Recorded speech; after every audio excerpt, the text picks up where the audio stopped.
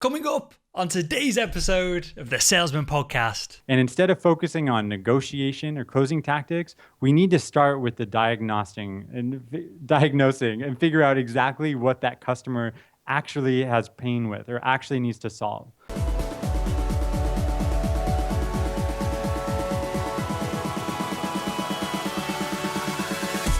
Hello, Sales Nation. I'm Will Barron, host of the Salesman podcast, and welcome to today's episode. On today's show, we have Dan Smith, a SaaS sales expert, and we're talking about how SaaS is changing both how customers pay and how products are delivered and the whole big picture and how best to sell it from a value perspective.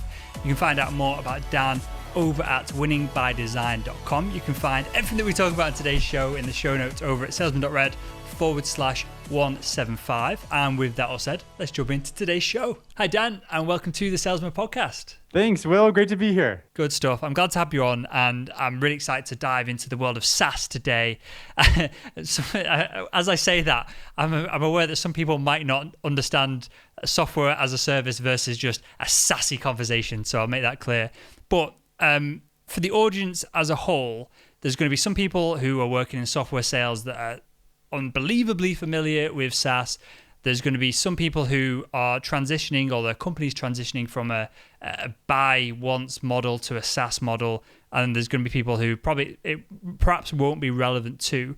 But I want you to give a bigger picture overview to SaaS here, just for a second, just to start the show, because I feel like salespeople, if they can widen their business acumen, if they can learn more about the business and the model that they're working in themselves, they're going to be able to have a better conversation with customers. So why is SaaS so popular, especially with tech startups, from a revenue model perspective? It's a great question. I think it really starts with when Salesforce took over the SaaS game. They're one of the first companies that really made SaaS successful. They started early 2000s, and the big allure for using a SaaS model is that you can get a product that constantly is upgraded without paying the huge upfront cost. So initially, when salespeople would go in, they would sell big ticket items that would be in the $1 million range, and it would be a big investment, which meant a long sales cycle, a lot of rapport building, and really required a lot of sales training to be able to effectively push that kind of product. Now, the downside of something that's not SaaS in today's world is that people have now become very used to it. It's almost like we don't remember what buying a huge investment is and then having to worry about getting annual upkeep. So SaaS allows customers to invest in a new solution at a much lower price point, which opens up a whole world of different technologies that they can look at.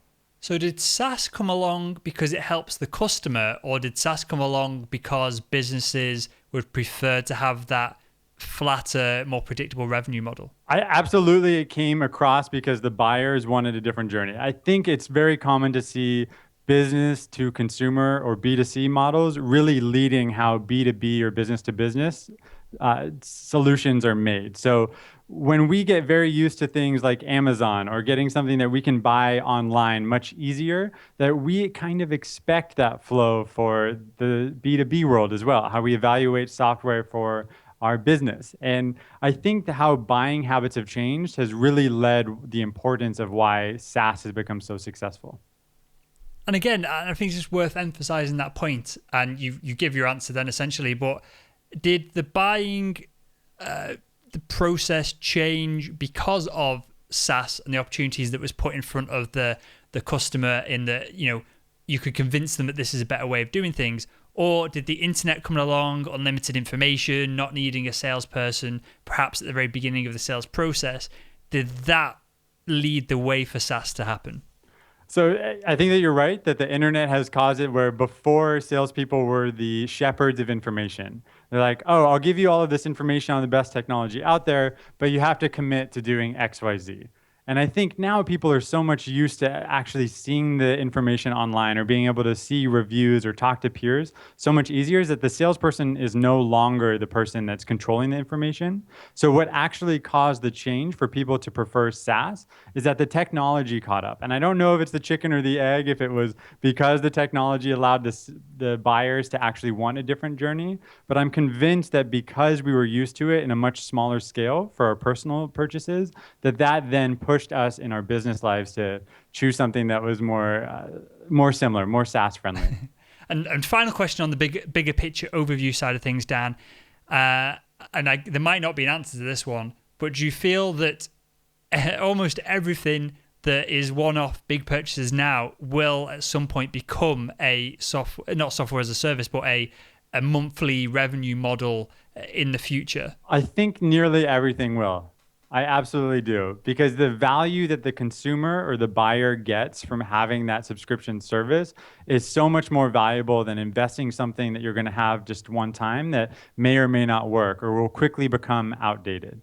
So that monthly subscription model, I mean, even thinking about how you buy power, how you buy water. Right now, those are big industries that are going to start transitioning into seeing the efficiencies of an inside sales team being able to sell smaller value-added services that probably don't even exist yet. So I think that we're going to see this in a lot of different industries and start disrupting a lot more. Yeah, the reason I ask all of that is that there's going to be software salespeople that know this inside out. There's going to be, and I'll give a good example of my background. So medical device sales, you'd think that you're selling an endoscope to a surgeon who's going to use it, that it's a one-off capital purchase. And it was until the last year that I worked for the last company I worked for. And then they started pushing, I can't remember what the acronyms that they were using at the time, all these stupid acronyms. But it was essentially, we will come in, we will fit out a brand new hospital theatre, we will maintain everything because endoscopes get broken all the time just by the very nature of being fine instruments and surgeons most of the time being big, hairy alpha male gorillas that like to just play with new toys. So they would be breaking stuff all the time, and we came in and said, well, we can give you a monthly fee that helps in the NHS, the management of the whole service. They can work out, well, if we do so many cases, we'll be turning over this much money, the equipment will be used this many times, and it'll all be covered. It reduces risk for them so that they don't just turn around and have £1 million worth of endoscopes broke because someone dropped a couple of shelves worth of equipment, and of course then they can't do the procedures without them, so they have to purchase them. And the point of that anecdote was that there's going to be lots of people now who understand the software side of things and are perhaps thinking, well, it can't happen in my industry, but if it can happen in medical devices, it can probably happen overall as well. And I want to get into, Dan, the perhaps the transition that a salesperson is going to go through from selling capital to selling on a SaaS or monthly base model. How, as an overview, how does the buyer's journey and the buying cycle change when you take the shift from one to the other? I think the biggest thing that we've seen change is that the information is now so much more readily available online, and that the buying journey is typically split up into 6 stages. The first one is awareness. Does the person even realize that they have a problem? The second stage is education. And typically this was the salesperson educating about the benefits of their service before. But now education can happen in all sorts of different places. They can talk to their peers, they can see blog articles, videos, and then we go into the selection mode. And the selection mode is how do they decide what product is best for them? Then we have onboarding, and this is how do they actually start seeing first value for their service? Then we go on to actual usage, and then in the SaaS model that's especially important is all the revenue really comes in at the end, which is that recurring revenue model. How do we get upsell, cross-sell, referrals? And that's the big stage of SaaS that people need to start realizing is how important customer success is. Before, what it used to be is that I could just sign on the dotted line and be like, Will, pay for this medical device here, and then you're out, right? You bought the device, you ship it, you're done. But now with the SaaS model, because the revenue is so heavily weighted to the end of the spectrum, and churn is such a big risk, that it's allowed people to have to focus on the customer experience. And that comes all the way back through the beginning part of the cycle, all the way through the end, that they actually are purchasing something that solves their problem. So I've no idea, honestly, whether Silicon Valley, being perhaps at the forefront of the software side of things here, does things different to probably everywhere else on the whole of the planet on this front. But are you on the, and we'll stick to the far end of the skewed side of 4, 5, and 6 of onboarding, usage, recurring revenue. Are you seeing a shift in the type even personality type of salespeople that are good at onboarding and keeping people on board and adding value over the long term versus the salespeople that traditionally, perhaps 10 years ago, 20 years ago, would be on the phone cold calling and closing deals for the same software company? Is there a difference in the physical salesperson between those two? I think that it's an interesting question, and I know that you've talked about it previously on your show, is that predictable revenue model and how now salespeople are becoming more and more specialized, specifically in the SaaS space, but they're still specialized in the CapEx space where they have hunters and gatherers. Hunters are the people that close deal, and gatherers are the people like account managers that continue the business, make sure that they're very successful. And I think what we found in SaaS specifically is that we've been able to specialize a little bit more. We realized that where salespeople used to get 10 years of training, we would see, the best salespeople in their mid 40s. And now sales is really becoming a mid 20s game. And so I don't think that it's because the salesperson particularly has changed or that SaaS requires a different type of person. We've just been able to specialize so much more and focus on the process of SaaS, whereas before one person had to build a very strong relationship because we were talking about deals in the millions, whereas now we're talking about shorter sales cycles, smaller contract values that can happen purchases or that can cause purchases faster. So I think that by specializing, that's how we've solved that. And let me play devil's advocate here for a second, because clearly specialization works because it's what people are doing and you're not going to throw money at it and invest into it and experiment with it otherwise. Yep. But what is better perhaps for the buyer? Does the buyer prefer this specialization of going from person to person who's insanely proficient at the particular task? Or would they prefer having an account manager style setup where they're taken in one end and looked after, up to the recurring side and beyond by just one individual? I think a lot of people get this particular point that you've made wrong. And I think that by specializing, people are like, all right, I'm just going to have my prospecting team do cold calls. And I'm going to get them to go to a meeting. That AE is going to run that meeting. They close the deal and the CSM person is going to handle it from there. And then if we need to upsell them, we're going to bring in somebody that has proficiency closing. And I think that the buyer's journey from that perspective is broken. And the problem that people miss out on is what a good handoff looks like. If we're doing it from the company's perspective, if I'm saying, I need you to book meetings and I need you to close deals, then it's not in the customer's best interest. But if we start conversations and have prospecting reps be very good about uncovering potential pain points, educating the customer and realizing like there could be a mutual fit here, let me bring in a specialist to help diagnose you. That's a way different perspective than what would happen, which I think a lot of people do wrong, is that we're trying so hard to specialize that we don't really follow through and make a seamless buying experience. And is that something that you see commonly, or is that an actual anecdote that people see this predictable revenue model? They go, "Hey, we can scale quicker, we can do this," and then they just dive straight into it, or does it tend to work itself out? I think that you have to be very conscious with how you plan to scale your company. I think that you have to design exactly what that looks like. When you're a 3-person sales team, you don't have the benefit of having so many different specialized things. You have to figure out what works and what doesn't, and make sure you don't keep repeating those mistakes. But a lot of people are like, oh, I just raised a huge round of money. I'm going to dump that into sales. I'm going to hire 20 new people by the end of this year, and then we'll figure out all those processes as we go. That doesn't work either. You have to be very conscious about the specific things that you're learning along the way in order to fix that. Otherwise, you're going to burn a lot of your customer base.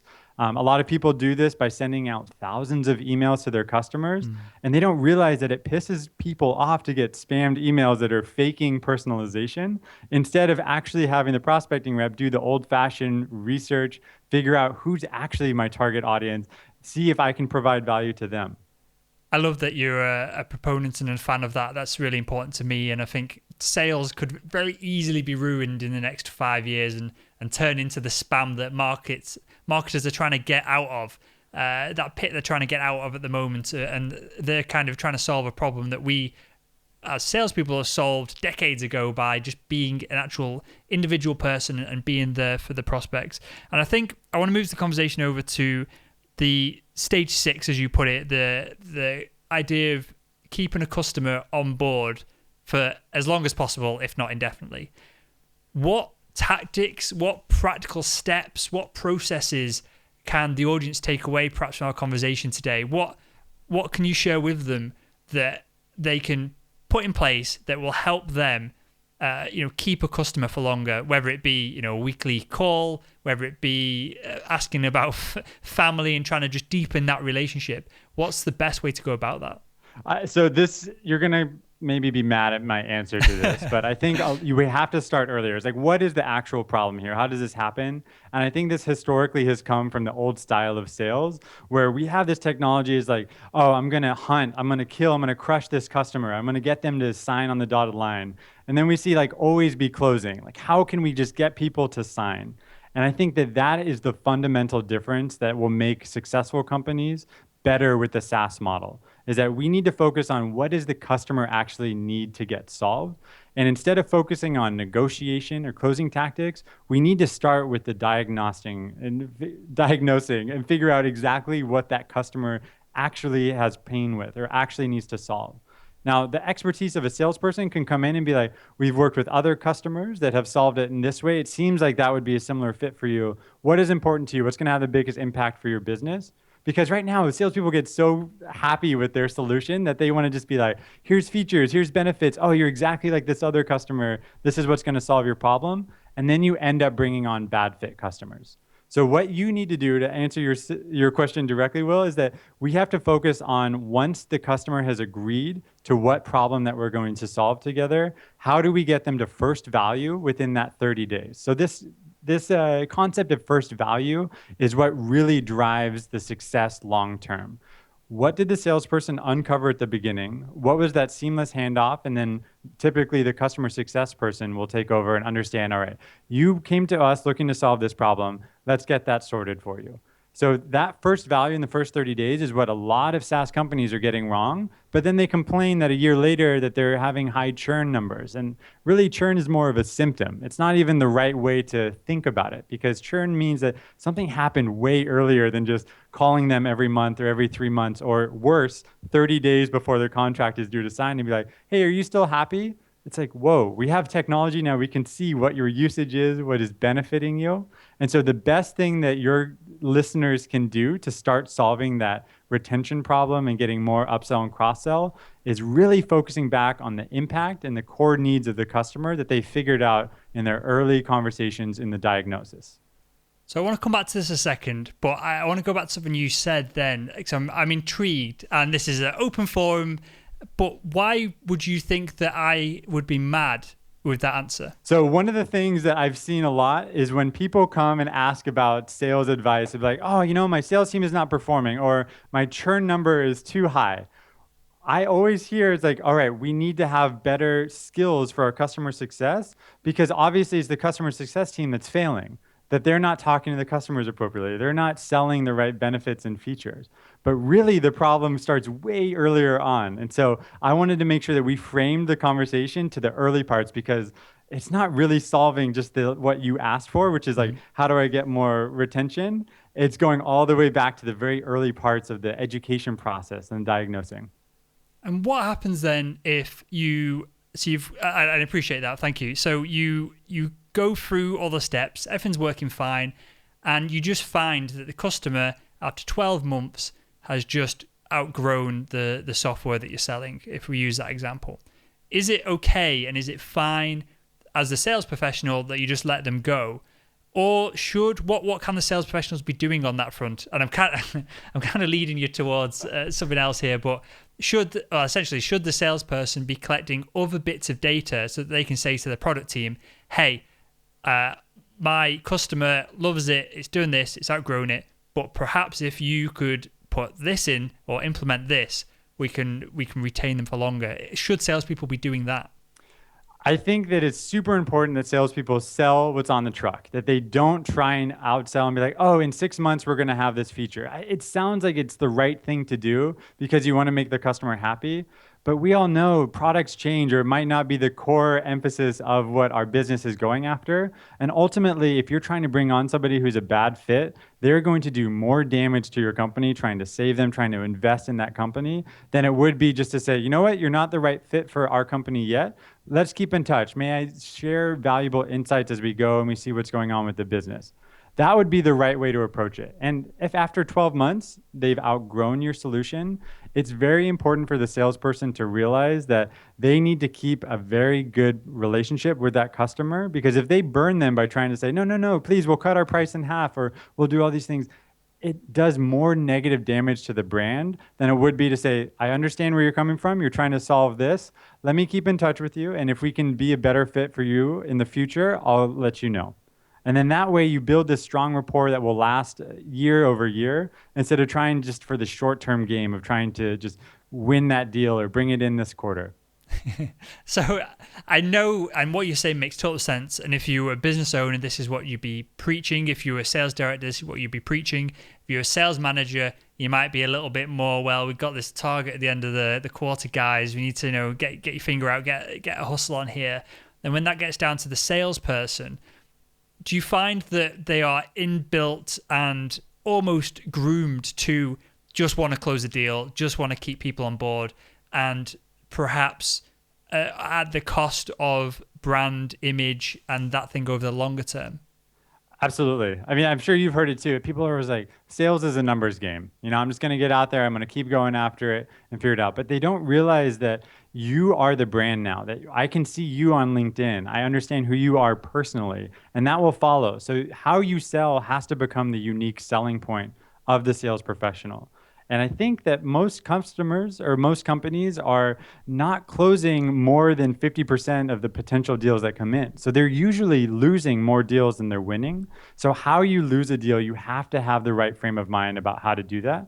But if you lose a deal based on something that you could have learned earlier, like, oh, there's a fundamental security requirement that you have that we can't solve, that should have happened way earlier on in the conversation. So instead of waiting to the end of the month to realize it, it's actually something that the salesperson should have caught earlier, but they, what we call happy ears, they hear that the customer is excited or there's a part of the feature, but if you guys can fix that, then, oh yeah, we'll fix that soon. And then they're like, okay, we get close to the marriage. And then they realize like, no, that's actually a fundamental requirement. And no, we're not actually going to build that. So you need to go back to what we were talking about earlier. It's like that comes down to great question-based sales techniques and really understanding how to diagnose what the customer is looking for. And again, speaking on behalf of the audience here, and I've got an angle on this, which I'll share with you once you get your thoughts, Dan, but why should the salesperson care about any of this? They go to work, they get the commission, they buy a nice watch or whatever they're after, and they're happy enough. Why should they be invested in all this and the personal brand and the business and looking at this over the longer term? I think that it just comes down to being short-sighted. If you want to have a career in sales, you need to treat it like a profession. And the only way that you will be a professional is if you're actually helping solve problems. Now, if you're pushing snake oil or if you're just getting people to buy something that's not going to solve their problem, there are industries where that transactional type of sale could work for you. But when we're talking about B2B SaaS and we're talking about high stakes game of selling to enterprise SaaS, like you need to really focus on understanding what the customer cares about, because your career depends on it, but also the future of your company depends on it. So does that answer your question, Will? It does. And I'd go one step further and just really emphasize the point that in 2016, everything you do is online. Every connection that you make with a potential prospect on LinkedIn, the date that you did it, the way that you did it, the email that the LinkedIn message that you sent, the email trails, they're all out there, and they very easily can come back and bite you in the arse in 5 years' time when you're pitching yourself as this trustworthy salesperson, and someone that you pissed off in the past goes, hey, this new social network that we've got where it allows us to share everything more intimately and we're all more open to it, they share this string of emails where you've been a dickhead in the past. I think that is a real risk for the sales professional who is, as you put it, and which I think makes up most of our audience, of the career sales professional. I think that's a real risk to people, and especially, so I'm 29, when I first started off, I was just as hungry, but a lot more stupid in the way I went about things. And I could have easily, without good management, fell down the trap of being over-promising just to get the commissions and that side of things. And it was a couple of good managers put me on the right path from that point. And, I've not strayed from it since. But yeah, I just wanted to emphasize that point because I feel like there's SaaS companies now that are going to, there may be startups, they may be relatively small, they're very likely to, over the next 10 years, become giants. Salespeople could easily have a career within one or two of those companies. And I think it's really important to emphasize the fact that if you're known and your personal brand as the salesperson is the guy who brings people in, keeps them happy, and has that personal relationship with the end user, especially if you're dealing with, executives on the far end of things, I feel that's an asset, and I think it's worth investing in that now for perhaps less of a commission right this moment for the upside in 10 years time. Yeah, it's absolutely a skill that has to be developed, but you have to understand that it's something that you have to personally believe in. So the salesperson that is going to be successful in the modern sales approach is somebody that is not trying to hold on to all the inside information and be like, oh, I'll only do this favor for you if you do me this favor. It now has to become, I'm going to be extremely valuable to you first. We're going to build that trust, and then we're going to have a good conversation. Instead of the old style way that I think that you're alluding to, that you could hide behind things that wouldn't follow you through and just trying to be pushy or trying to be aggressive just to get that next step. And that doesn't work anymore. It works, but it's only over the short term. And I think the days of people leaving sales, company hopping every 2 years is perhaps on the way down. And yeah, just how everyone's so interconnected. If you've had a sales manager and you've been a poor salesperson, they're going to leave a review. There's going to be something somewhere, and it's all going to be so visible and so public over the next 5-10 years that you just can't be an idiot about it, because it's going to be there for everyone to see in a Google search. And with that, Dan, we've covered some ground here today, mate. I've got a couple of questions I ask everyone that comes on the show. Sure. First one, who is the world's greatest salesperson? Oh, wow. Who is the greatest salesperson in the world? I would say Elon Musk is top of my list right now. I think that how he understands the market and where to go in and how he's trying to solve the world's problem. He has this mission that you can understand what he's trying to do, but also realizes the temporal importance of certain worldwide events to make that happen. I think gives him a special advantage. He doesn't think of himself as a salesperson per se, but he thinks of himself as a problem solver. And I think that that's ultimately what makes somebody a great salesperson. Yeah, I think that's a fantastic example going from our conversation today, Dan, because he's, and forgive me if you disagree, but I think he's pretty poor at presenting on stage. He's really awkward. He's clearly a massive nerd. He's clearly way more intelligent than 99% of the people who are watching him, including myself on stage when I criticize him like that, and I'm sure he doesn't care in the slightest. But he is doing everything right, which is what we just talked about, and his long-term plan, and no doubt he'll be driving Teslas around Mars with his solar powered stations on there and all the crazy things that he's got planned. To sell the concepts behind that takes a tremendous amount of sales skill. So awesome answer. Next one, what is one book or resource that you'd recommend to the Salesman podcast audience? To only choose one is difficult. I think the one that's most relevant to what we discussed today that had a huge impact on my life that I'm surprised a lot of people haven't read is a book that is called Power-Based Selling for the Ivy League Street Fighter. And this is a book that talks about how to manage complex sales processes and really understand how to navigate relationships within a company to really figure out who's going to be the right person that pulls all the strings, leading the decision process, but also how to figure out where your competitors are based on your conversations and figure out what the needs are, what they say versus what they actually are. So from an enterprise sales perspective, even though that was written before SaaS became popular, I think it's extremely relevant today. But from a personal level, for most of your listeners, the biggest and most important book that they can read is something around question-based selling. So there is a book by Thomas Friess called Question-Based Sales, or Question-Based Selling, and then Spin Selling. Those are the top two question-based books that I absolutely encourage all of your listeners to read. And do you think salespeople should read more books in general? I can't agree with that statement enough, because sales is a profession. And I think a lot of people think that you're born with it. And I believe that it's something that's learned, that there's skills, there's fundamentals that you have to learn, and you build on those skills and you can continue to improve. A lot of people think it's like, oh, I love just talking to people. I love doing the handshake and being like, all right, we solved a problem. But that's not what sales is. Sales is really about asking great questions to get the real responses, to figure out what they actually care about, not just what they're complaining about on the surface level. Amazing. I agree as well, Dan. And final one from me, mate. If you could go back in time and speak to your younger self, what would be the one piece of advice you'd give him to help him become better at selling? I hear a lot that you have to ask questions in sales. And I think I wish somebody had told me earlier on how to actually listen better.